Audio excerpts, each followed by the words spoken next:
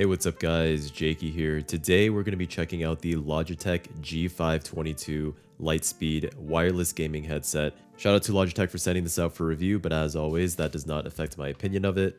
This headset recently released this year in June, and it's currently retailing for $160 USD. You can pick this up in two different colorways, that being either black or white. This headset does support tri-mode connectivity, which means you can connect it either 2.4 GHz wireless, wired, or it even supports Bluetooth connections if you want to use this with a mobile device, for example. So this is a wireless headset from Logitech here, and this is what it looks like out of the box. The packaging here is actually super simple. You really don't get too much. This is what the headset itself looks like. It is a plastic chassis all around, which does make it extremely lightweight. This headset comes in at 290 grams. And there is a little bit of swivel, but not too much. On the back of the left ear cup, you have your controls here. There is a power button, volume wheel, a Bluetooth button, as well as a mute button for the microphone, and of course a USB-C port for you to charge the headset, and you can also use it through wired as well. And then on the front of the left ear cup is going to be that hole for the detachable microphone. Speaking of the microphone, when you mute this mic with the button on the back of the headset, it actually shows this little red LED on the microphone itself to let you know that it's muted, and it also plays a little chime in the headset as well, which is actually really nice. The big thing about this headset microphone is when you mute, it doesn't make any popping noise, which is actually a common issue on a lot of other headset mics. Is when you mute it, it might make a little crackle or a pop sound, which can be annoying. This headset does not do that. As for adjustments, it's not the typical headset adjustments where you can slide it up and down. This headset actually comes with a band on the top, and you can adjust it with two different levels. There's two different notches that you can pick to either make the band slightly longer or slightly shorter. But this should fit most people's heads because it is super flexible and it kind of just conforms to your head shape. And in my opinion, I find the headsets that use the band are actually more comfortable for me. The padding on the headset is mesh padding, so you're not going to be getting any leather, which means you're not going to be getting as good of a seal compared to headsets that use a leather padding, but you will get more breathability. So if you do find that your ears get sweaty, especially if you're in hot weather, then these pads might work better for you than leather. Also in the box, you will be getting a USB-C cable to USB-A.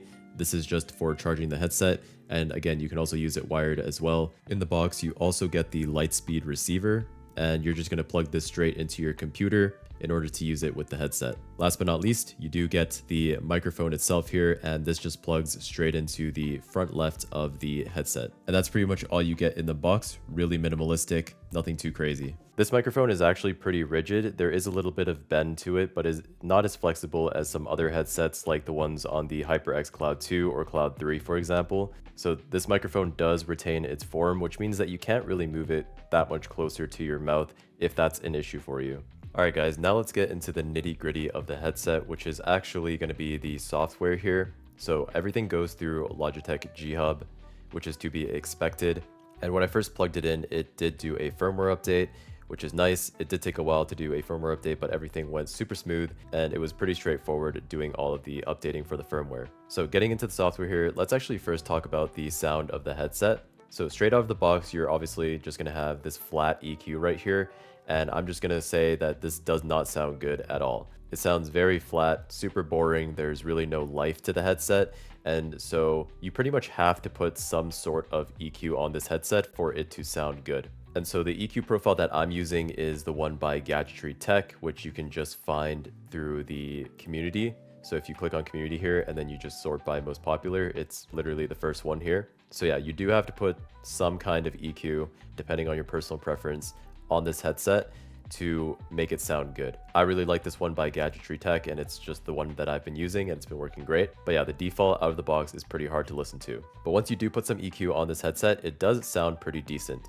Now, before this, I was using my Supermix 4 IEMs, and those obviously will sound better than any gaming headset. If you want the highest fidelity of audio, I always recommend going with like an independent audiophile headphone or IEM and pairing it with a standalone mic. But if you absolutely need a gaming headset, then the G522 does sound pretty good if you do put some EQ on it. But even with the EQ, it doesn't sound nearly as good as my dedicated IEMs. but for general use and gaming, it does the job. I feel like most people aren't really buying a gaming headset for the audio quality anyways. So yeah, on the first tab here, you can obviously just change the EQ, and then you can also turn on spatial sound, which I never use. So that's pretty much it for the first tab.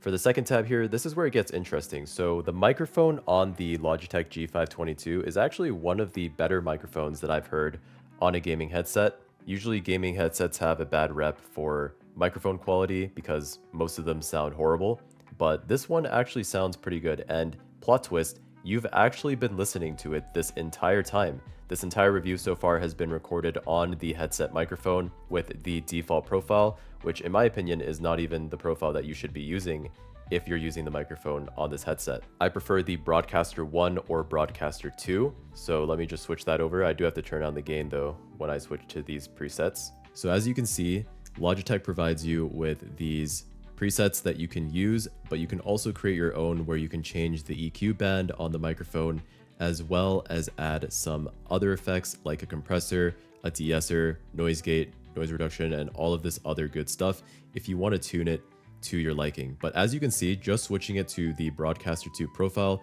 instantly enhances this microphone, and this is how I would be using this microphone if I was using the headset mic, is on this Broadcaster 2 preset. I actually think this microphone sounds extremely good, especially for a wireless headset mic. And that's one of the main things that Logitech is advertising with the G522 is their microphone, because this does use a full bandwidth 48,000 kilohertz and 16-bit microphone, which gives you crystal clear quality. Obviously, it's not going to be as good as a standalone studio microphone, but it honestly is pretty good to the point where I would say if you're a small content creator, you don't even have to get an external microphone. You could literally use this until you want to kind of go and upgrade that. But this is a very solid mic. So I'm just going to keep it on this Broadcaster 2 for now. And the nice thing about this as well is inside of here, you can actually record a short sample of you speaking into the mic.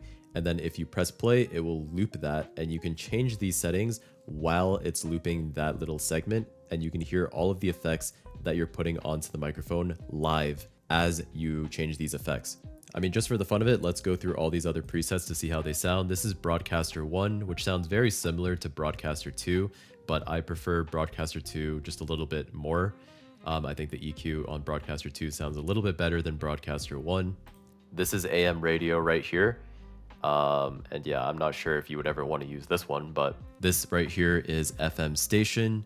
And then finally down here we have night/whisper, which just increases the treble for some reason. So I guess this, you use this if you're like using it at night and you're talking really quiet. But yeah, in my opinion, Broadcaster 2 clears every single one of these presets. So that's the microphone tab right there. Again, really solid microphone on this headset. Moving down here to sampler, I guess this is sort of like a soundboard. Not something that I would use, but pretty cool. And then finally on this last tab is the RGB effects. There are a ton of RGB effects that you can put onto this headset, and there's different zones as well on the LEDs on the side. So you can play around with all of this RGB stuff if you are into RGB to show off your headset. Personally, I always turn off all RGB effects on all of my peripherals, especially if it's a wireless headset, because you don't want that extra battery life drain, or at least I don't. Obviously, if you like RGB, you can decide if that's something that you want. But for me personally, I don't like using RGB, so I just turn it off. But that's really all of the main settings inside of G-Hub for the G522. If we go over here to device settings, there's a little bit more that you can do. For example, you can turn on low battery mode. You can also turn on battery protection, which is interesting. This is sort of similar to what's on the iPhones nowadays, or Tesla, to where it only charges the headset up to 80% of its maximum capacity, and this will help increase the lifespan of the battery itself. So I did turn this on. And then you also have power management stuff like sleep time, inactivity lighting, stuff like that. Yeah, but that's pretty much it. You can see currently I have 70% battery, and that's approximately going to last me 28 hours, which is a decent amount of battery life. But yeah, that's pretty much all there is to say about the software. The nice part about this software is you can actually close out of Logitech G-Hub, and it's going to retain these settings. So as you can see, if I exit out, you can still hear that the Broadcaster 2 preset is on the headset right now. So all of that saves onto the onboard memory, which is really nice. So yeah, that's pretty much it, guys. That was the Logitech G522. Overall, a really solid wireless headset with a phenomenal microphone attached to it as well. So if you're looking for an all-in-one solution with a great sounding microphone, then this is definitely something to take a look at. And yeah, guys, overall, the comfort of the headset is phenomenal as well. I've used this for a couple hours. The fact that this headset is so light, as well as the band on top as well, paired with those mesh ear cups, really makes it so that this headset is comfortable for hours on end on your head. But that's pretty much it, guys. I hope you enjoyed the video, and if you did, make sure you leave a like, comment, and subscribe, and I will see you in the next one. Peace.